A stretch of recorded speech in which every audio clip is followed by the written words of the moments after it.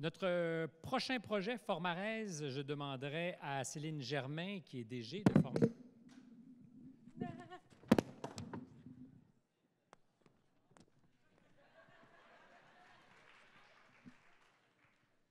Testing, 1, 2.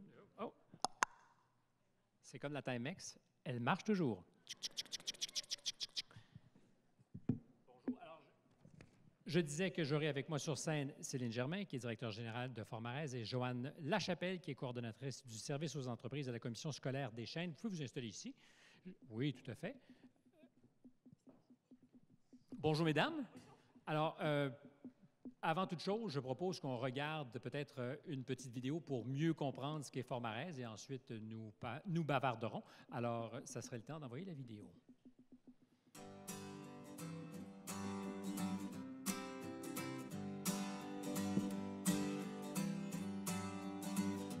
Il y a 5 ans, Formarèse avait développé un programme de 90 heures s'adressant aux préposés des résidences privées pour aînés. Et ce programme a été déployé dans l'ensemble du territoire québécois. On avait formé environ 2000 personnes avec ce programme-là, qui a inspiré le nouveau programme qui est maintenant obligatoire pour l'ensemble des préposés du secteur. D'abord, c'est une démarche individualisée. On fait l'analyse du dossier de chaque employé pour identifier ses besoins de formation de façon précise. Et Formarèse a développé des outils qui permettent que la formation puisse s'offrir en milieu de travail. Il y a énormément de mobilité personnelle dans ce secteur-là, donc il fallait offrir des stratégies de formation qui étaient particulièrement bien adaptées à cette clientèle-là. Entre autres, la formation traditionnelle qui est en classe, donc avec un formateur de la commission scolaire qui est présent, qui va utiliser les stratégies pédagogiques, en fait, les outils Formarèse. On a 2 formations qui sont en ligne, qui sont des jeux quiz, des formations avec des animations. Cet équipement personnel doit toujours être propre et exempt de souillure. Ensuite, on a aussi les trousses. Donc, la trousse comporte 3 titres de formation qui sont accompagnés de guides d'apprentissage et de DVD, qui sont des mises en situation, des contextes réels de soins, des spécialistes aussi qui donnent l'information. Donc, l'animateur coach va utiliser la trousse de Formarèse pour donner sa formation avec les DVD et les cahiers de participants.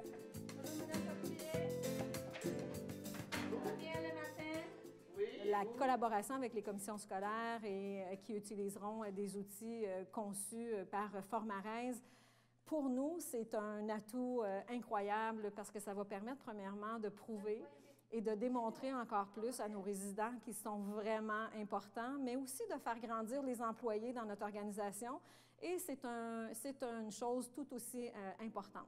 Notre intention, c'est de bien desservir notre clientèle. On n'est pas des spécialistes de contenu. Alors, c'est clair que sans le réseau des commissions scolaires, on ne pourrait pas diffuser une formation comme celle-là. Ils sont présents sur tout le territoire, ils sont flexibles dans les heures, ils sont flexibles dans les stratégies. Et pour nous, ça en fait un partenaire de premier plan.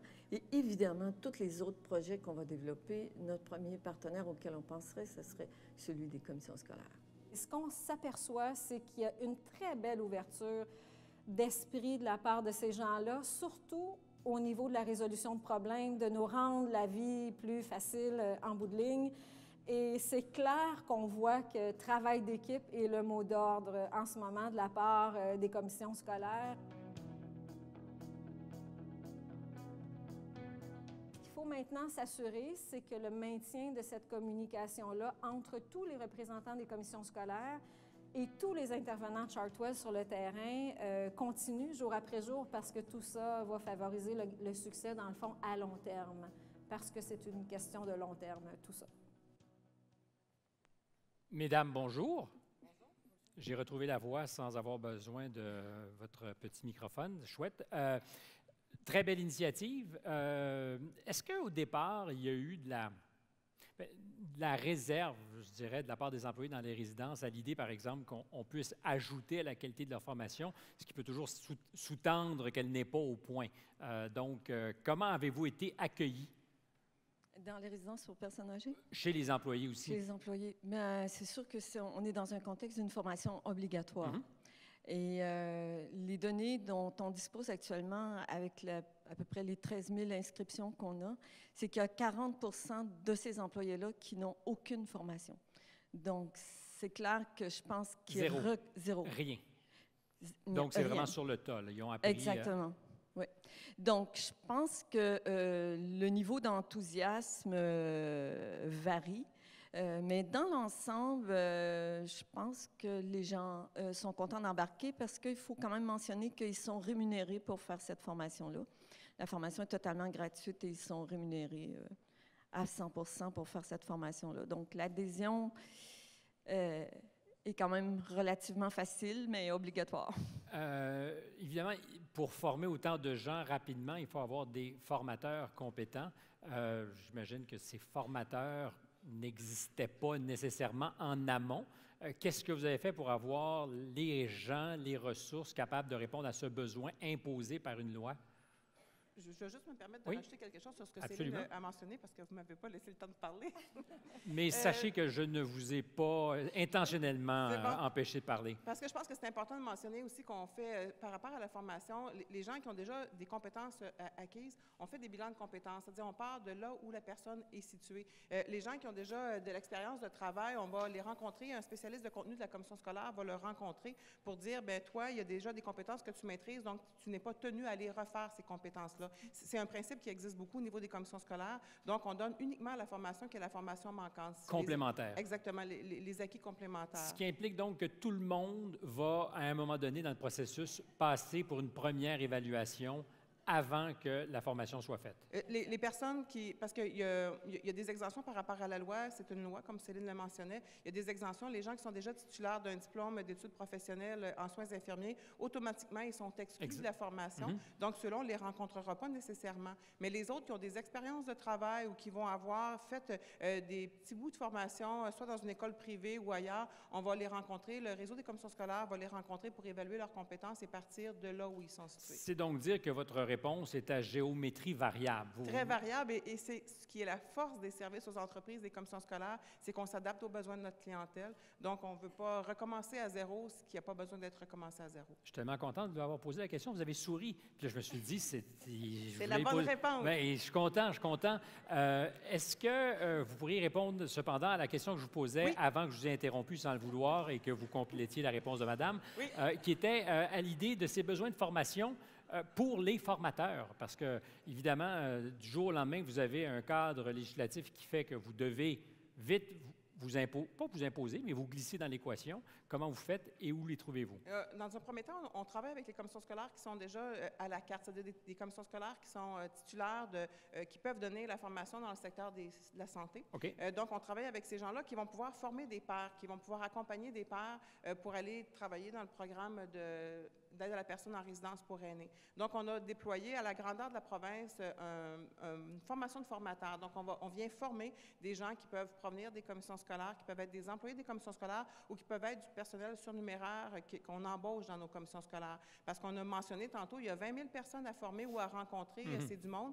La loi exige que ça soit complété avant la fin du mois d'octobre 2015. Donc, le temps est serré. La formation dure 150 heures. Donc, ça fait beaucoup d'heures à dispenser. Donc, on va aller, les commissions scolaires, il y en a plusieurs qui sont allés chercher du personnel surnuméraire qu'on accompagne en formation. Mais c'est un bel exemple, me semble-t-il, de réaction souple et adaptée dans des conditions extrêmement contraignantes malgré tout, qui testent l'élasticité des commissions scolaires. Si je peux me permettre de compléter, une des particularités de ce programme-là, puis à l'initiative de Formarez, parce que nous, on représente nos clients qui sont les résidences privées pour personnes âgées. On est la mutuelle de formation des résidences privées pour personnes âgées. On a développé une stratégie qui implique la formation de ce qu'on appelle des animateurs coachs, c'est-à-dire des gens qui sont des employés de la résidence, qui deviennent à l'intérieur de la résidence des animateurs il y a 5 compétences à acquérir dans le cadre de ce programme-là. Ils peuvent animer et non pas former l'acquisition de 4 de ces 5 compétences-là. Parce que ce n'était pas envisageable de prendre tous ces employés-là et de les envoyer à la commission scolaire. C'est-à-dire qu'il y a comme un pré-travail qui se fait en amont. Oui, à l'aide de trousses vidéo, c'est un peu ce qu'on expliquait, de formation en ligne. Et notre but, ça a été d'instrumenter le plus possible les résidences pour qu'elles s'approprient cette formation-là, parce que c'est un virage important dans le cadre des résidences pour personnes âgées. Et ultimement, oui, c'est une loi, c'est une obligation, mais on sait que socialement, on a besoin que cette formation-là porte vraiment ses fruits. Alors, il est évidemment tôt pour tirer des conclusions de ce que ça va changer ou de ce que ça a changé, mais déjà êtes-vous à même de dire, parce qu'il y a un mouvement qui est donné, est-ce que l'accueil est bon et est-ce que vous êtes en mesure d'avoir des premiers résultats de ce que vous commencez à faire? Bien, on est au début de ce processus-là. Les formations viennent de commencer à être lancées. Il y a eu, la semaine dernière, une formation de formateurs, d'animateurs coachs dans la région de Trois-Rivières, c'est-à-dire des gens des résidences qui sont venus se faire former pendant 3 jours pour être coachs dans leur résidence de formation. Et il y a des propriétaires de résidences qui ont suivi ça et qui ont dit, moi, je vais former tous mes employés.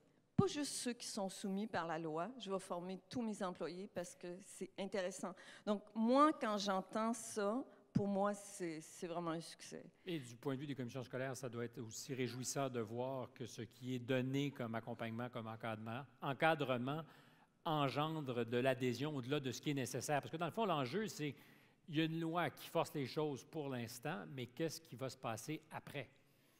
Et vous avez, vous, comme commission scolaire, vous souciez de l'après-implantation. Oui, on soucie de l'après. On a été très contents aussi d'être mentionné par le ministère de la Santé dans la loi. Le ministère de la Santé a clairement indiqué dans la loi que les gens devaient être formés par une commission scolaire. Puis c'est les commissions scolaires, malgré les trousses, quand on travaille avec les trousses, c'est toujours l'encadrement est toujours fourni par les commissions scolaires. Donc, on y a vu là une très belle reconnaissance de notre professionnalisme et de notre souplesse, comme vous avez mentionné tantôt. Et nous, ce qu'on dit, c'est que la loi va être en vigueur en novembre 2015. Ensuite, il faut être capable de faire quelque chose. Donc, on travaille actuellement avec le ministère de l'Éducation et le ministère de la Santé pour avoir peut-être une attestation d'études professionnelles qui va devenir comme facilitante pour nous, commission scolaire, de démarrer pour de la nouvelle main-d'œuvre. Parce que là, on va former les gens qui sont en emploi, des gens qui sont déjà titulaires d'un emploi, mais suite à ça, il va falloir former de la nouvelle main-d'œuvre. Donc, on travaille beaucoup pour être capable de développer une attestation d'études professionnelles qui va venir combler le vide. Prendre le relais en 2015. Exactement. Excellent. Est-ce qu'il y avait des questions là-dessus? Je vois quelqu'un qui est debout et c'est sans doute pas parce qu'il y a des fourmis dans les jambes. Monsieur? Assurément pas. Donc, dans le fond, un commentaire qui va basculer vers une question. Le commentaire, c'est un élément de fierté de voir que autant de démarches qu'on voit à l'international ou à l'interne qu'on fait chez nous, qui sont relevées à l'extérieur de notre région, de notre province, puis qui sont copiées parce que c'est des choses gagnantes, c'est des pratiques gagnantes. Donc, comme partie prenante de l'école publique, c'est valorisant, puis c'est très positif de voir ça. Je suis fier de notre modèle. Mais en même temps, où l'aspect question, puis là, on est entre nous dans la chaloupe, où la question bascule, c'est que quand on a la poigne sur quelque chose, qu'on en a le contrôle, qu'on peut s'en servir comme levier, force est d'admettre qu'on a des belles réussites. Il y a d'autres éléments où on n'a pas de poigne comme celle-là, mais on pourra toujours se poser des questions. Puis je me dis, quand on voit des choses dans notre modèle québécois qui ne sont pas exportées après de nombreuses années qui sont en place, bien, je me demande si c'est un succès aussi grand qu'on veut se le faire croire. Vous comprendrez les lignes que je fais allusion au cégep. Je ne sais pas si on le comprenait, mais en tout cas, c'était clair entre les lignes et sur les lignes après que vous l'ayez dit. Merci beaucoup.